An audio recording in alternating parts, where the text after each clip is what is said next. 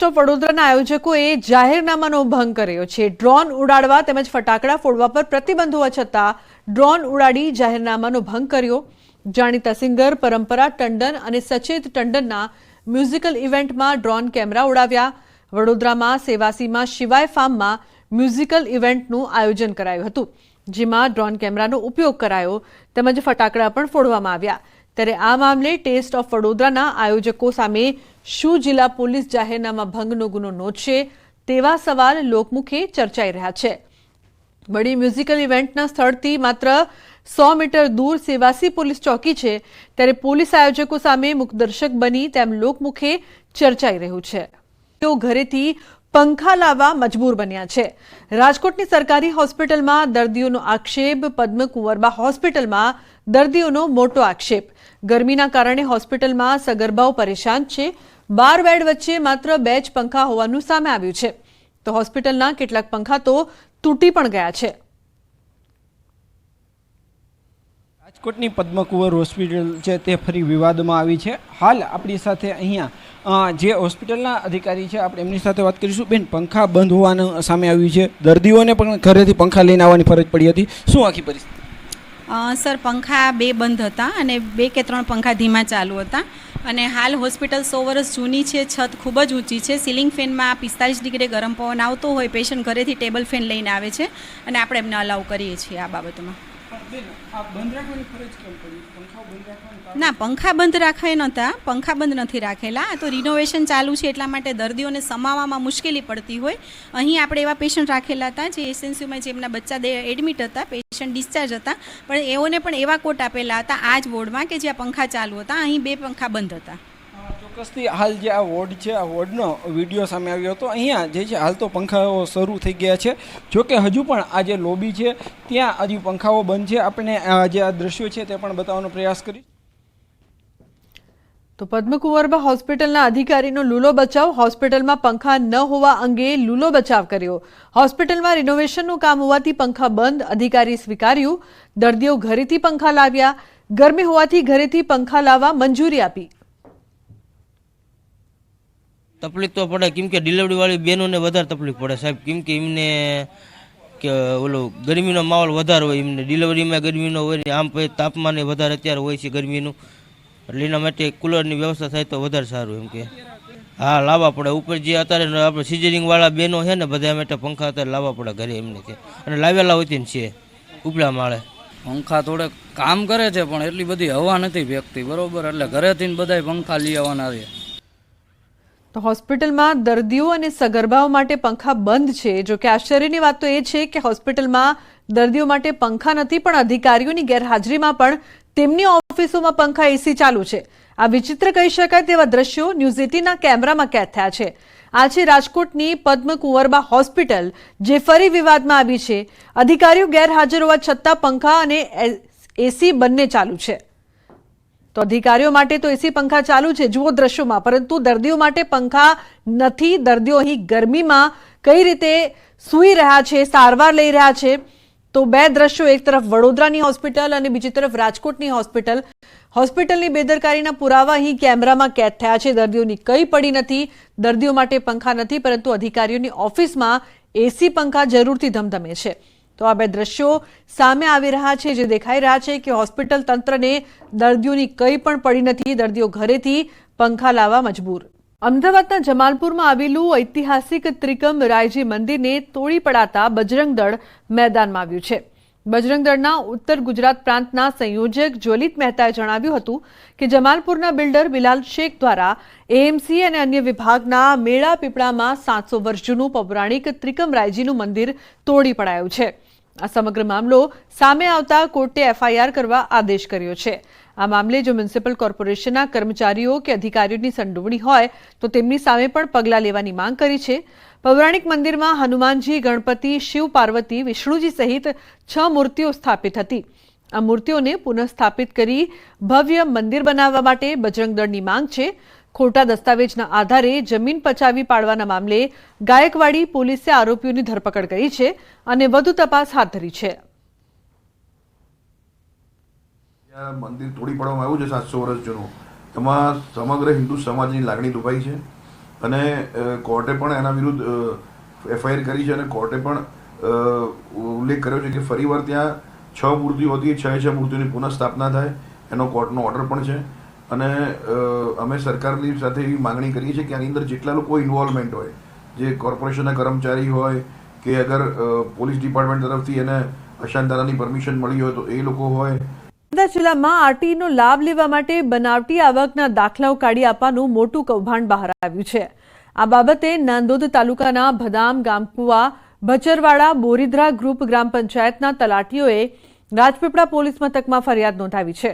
આ કૌભાંડમાં અનેક સરકારી કર્મચારીઓની સંડોવણીની આશંકા વ્યક્ત કરાઈ છે, જેને લઈને પોલીસે એસઆઈટીની રચના કરી તપાસ શરૂ કરી છે અને કૌભાંડના ફરાર મુખ્ય આરોપીને ઝડપી પાડવા કવાયત હાથ ધરી છે. આ બાબતે સાંસદ મનસુખ વસાવાએ જણાવ્યું હતું કે ફરાર આરોપીઓને જલ્દી ઝડપી પાડવા પોલીસને તાકીદ પણ કરાઈ છે. આવી ગરીબ કલ્યાણકારી જે યોજનાઓ જે છે એ યોજનાઓનો લાભ જે મળવાપાત્ર નથી એવા લોકોને લાભ અપાયો છે. તલાટીના બોગસ સહી સિક્કા જે કૌભાંડકારીઓ બનાવ્યા હતા, આ કેટલું મોટું કૌભાંડ કહેવાય થતી હોય છે. આમાં મેં ભારપૂર્વક કહ્યું છે, જિલ્લા સંકલનની મિટિંગમાં કલેક્ટરથી પોલીસથી માંડીને બાકીના બધા જ વિભાગના અધિકારીઓ હતા કે આમાં કોઈ પણ બચાવવાનો કોઈ પ્રયત્ન નહીં કરે. फेक इनकम सर्टिफिकेट्स का यूज करके आरटीई के अंतर्गत जो सरकारी योजना का लाभ लेने के लिए ये षड्यंत्र रचा गया है, जिसके अंदर एक एसपी सर ने इस मुद्दे की सीरियसनेस को देखते हुए और इसका जो प्रमाण है उसको देखते हुए एक एसआईटी की रचना की है. તો અંબાજી માર્ગ પર વધુ એક અકસ્માતની ઘટના બની છે. દાંતા સર ભવાનસિંહ હાઈસ્કૂલ પાસે કારનો અકસ્માત થયો હતો. કારમાં 4 લોકો સવાર હતા. એકને વધુ ઈજા થઈ છે, 3ને સામાન્ય ઈજાઓ પહોંચી છે. આબુ રોડથી અમદાવાદ જઈ રહી હતી કાર. અકસ્માત થતા સ્થાનિક લોકો દોડી આવ્યા તો દારૂના નશામાં અકસ્માત થયો હતો. સ્થાનિક લોકોમાં ચર્ચા થઈ રહી છે. 3 ફૂટ ખાડામાં કાર પલટી મારી.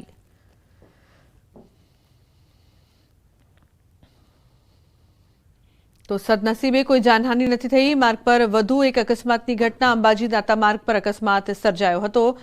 પાંછા પેટ્રોલ પંપ નજીક ગાડી ખેતરમાં પલટી મારી. બીજી તરફ દાંતા તરફથી અંબાજી તરફ દર્શનાર્થે આવી રહેલ ગાડીને અકસ્માત નડ્યો. 5 જેટલા લોકો ગાડીમાં સવાર હતા. ઘટનાની જાણ થતાં 108ની ટીમ અને અંબાજી પોલીસ ઘટના સ્થળે પહોંચી હતી. ઇજાગ્રસ્તોને 108 મારફતે અંબાજી સિવિલ હોસ્પિટલમાં સારવાર અર્થે ખસેડાયા છે. સદનસીબે અકસ્માતમાં કોઈ મોટી જાનહાનિ નથી સર્જાઈ. રોડની સાઈડમાં કાર ખેતરમાં પલટી મારતા ઘટના સ્થળે લોકો એકત્રિત થયા.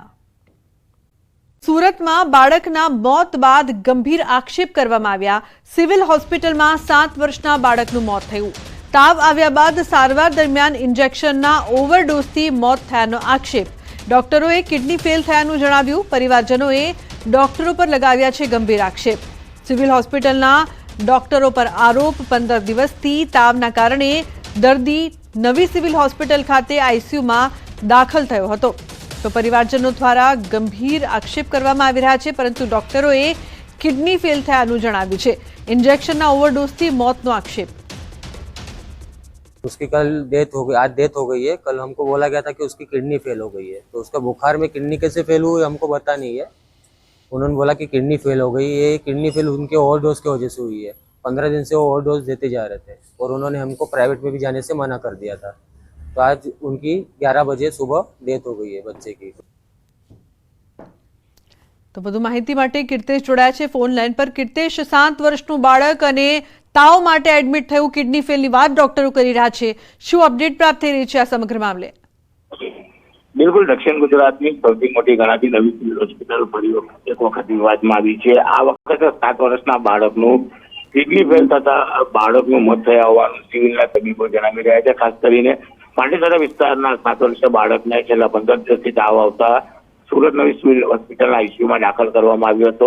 પરિવારનો આક્ષેપ છે કે જે ઇન્જેક્શન આપવામાં આવ્યું હતું તેના ઓવરડોઝને લઈને તેની કિડની ફેલ થતા તેનું મોત થયું છે. ખાસ કરીને આ મામલે પરિવારજનોએ હોસ્પિટલમાં હોબાળો મચાવ્યો છે. જોકે સમગ્ર ઘટનાની જાણ થતાં પોલીસ પણ તાત્કાલિક હોસ્પિટલ ખાતે પહોંચી છે અને આ મામલે તપાસ શરૂ કરી છે. માવઠા અંગે અંબાલાલની મોટી આગાહી. 21મી તારીખથી ફરી હવામાન પલટાશે. રોહિણી નક્ષત્રમાં ભારે વરસાદની શક્યતા. 21મીથી સાયક્લોનિક સર્ક્યુલેશન સર્જાશે. રોહિણી નક્ષત્રમાં ભારે વરસાદ થવાની શક્યતા રહેશે. આ ઉપરાંત હમણાં કોઈ પણ ભાગમાં વરસાદ થવાની શક્યતા રહેશે. તારીખ 21 એક સાયક્લોનિક સર્ક્યુલેશન અરબસાગર બનશે. કેટલીક સિસ્ટમો બની રહેશે. કોઈ સિસ્ટમ 0 થી 1.5 કિલોમીટર ઉપરની પણ બની રહેશે. એટલે અપર લેવલની સિસ્ટમો પણ બની રહેશે. અરબી સમુદ્રમાં વાવાઝોડું બનવાની શક્યતા, મુંબઈ ગોવા વચ્ચે ચક્રવાત બનવાની શક્યતા. ચક્રવાતની અસર ગુજરાતમાં પણ થઈ શકે છે. 25 થી 31 સુધીમાં રાજ્યમાં ભારે વરસાદની આગાહી છે. દરિયામાં ઊંચા મોજા ઉછળશે, અંબાલાલ પટેલનું અનુમાન. કે મુંબઈ અને ગોવા વચ્ચે તારીખ 24-25માં એક સિસ્ટમ બનવાની શક્યતા રહેશે અને તે ચક્રવાતમાં તબદીલ થઈ જવાની શક્યતા રહેશે. જેની ગતિવિધિ કદાચ 100 કિલોમીટર તેથી વધારે થવાની શક્યતા રહેશે અને આ સિસ્ટમ મજબૂત બનીને તારીખ લગભગ 24, 25, 26, 27, 28 તારીખ અને એની આસપાસમાં ભારે ચક્રવાત બનશે. પછી તેની ગતિ 150 કિલોમીટર જેવી થઈ શકવાની શક્યતા રહેશે. દક્ષિણ ગુજરાતના ભાગોમાં ભારે અતિભારે વરસાદ થવાની શક્યતા રહેશે. સુરત, નવસારી, તાપીમાં ભારે અતિભારે વરસાદ થવાની શક્યતા રહેશે. સૌરાષ્ટ્રના ભાગોમાં પણ સિસ્ટમની અસર થશે. જેના કારણે જૂનાગઢ, અમરેલી અને ભાવનગરના ભાગોમાં ભારે અતિભારે વરસાદ થવાની શક્યતા રહેશે. પશ્ચિમ સૌરાષ્ટ્રના ભાગોમાં પણ સિસ્ટમની અસર થશે. જેના કારણે પશ્ચિમ સૌરાષ્ટ્ર, જામનગરના કેટલાક ભાગોમાં પણ ભારે વરસાદ થવાની શક્યતા રહેશે. આ ઉપરાંત રાજકોટના ભાગો, કચ્છના ભાગોમાં પણ ભારે વરસાદ થવાની શક્યતા રહેશે કેટલાક. પડતા બાદ તિરંગા યાત્રામાં જોડાયા ગૃહમંત્રી અમિત શાહ. સાણંદમાં ભાજપની તિરંગા યાત્રા. તો ગૃહરાજ્યમંત્રી હર્ષ સંઘવી પણ જોડાયા છે. તિરંગા યાત્રામાં અમિત શાહ પણ ખાસ જોડાયા હતા. તો મહત્વપૂર્ણ સમાચાર, 2 દિવસની મુલાકાતે છે અમિત શાહ, ત્યારે સાણંદમાં ભાજપની તિરંગા યાત્રા યોજાઈ. હર્ષ સંઘવી પણ આ તિરંગા યાત્રામાં જોડાયા હતા. સાથે જ અમિત શાહ પણ ખાસ ઉપસ્થિત રહ્યા હતા. તો મોટી સંખ્યામાં લોકો પણ આ તિરંગા યાત્રામાં જોડાયા. સાણંદમાં ભાજપની તિરંગા યાત્રા છે તે યોજાઈ હતી. ઓપરેશન સિંદૂરની સફળતા બાદ તિરંગા યાત્રા યોજાઈ રહી છે, ત્યારે સાણંદમાં પણ તિરંગા યાત્રા યોજાઈ, જેમાં ખાસ અમિત શાહ ઉપસ્થિત રહ્યા. તમામ લોકોનો ઉત્સાહ પણ તેમણે વધાર્યો. તો આપ દ્રશ્યો જોઈ રહ્યા છો, મોટી સંખ્યામાં તિરંગા યાત્રામાં લોકો જોડાયા હતા. ભાજપના કાર્યકર્તાઓ પણ જોડાયા હતા અને અમિત શાહ પણ તમામનો જુસ્સો વધારતા જોવા મળી રહ્યા છે. અમિત શાહ અને હર્ષ સંઘવી પણ ખાસ ભાજપની આ તિરંગા યાત્રામાં જોડાયા હતા. તો સાણંદના દ્રશ્યો આપ જોઈ રહ્યા છો ટીવી સ્ક્રીન પર. સાણંદમાં તિરંગા યાત્રા છે તે યોજાઈ હતી. ઓપરેશન સિંદૂરની સફળતા બાદ ઠેર ઠેર તિરંગા યાત્રા છે તે યોજાઈ રહી છે, ત્યારે આજે સાણંદમાં પણ તિરંગા યાત્રા યોજાઈ હતી. મોટી સંખ્યામાં લોકો પણ જોડાયા હતા. ભાજપના કાર્યકર્તાઓ પણ ઉપસ્થિત રહ્યા હતા અને અમિત શાહ તમામનો જુસ્સો વધારતા જોવા મળ્યા હતા. તો હર્ષ સંઘવી પણ આ તિરંગા યાત્રામાં જોડાયા હતા. ઉલ્લેખનીય છે કે ઓપરેશન સિંદૂરની સફળતા બાદ તિરંગા યાત્રાનું ખાસ આયોજન કરવામાં આવી રહ્યું છે.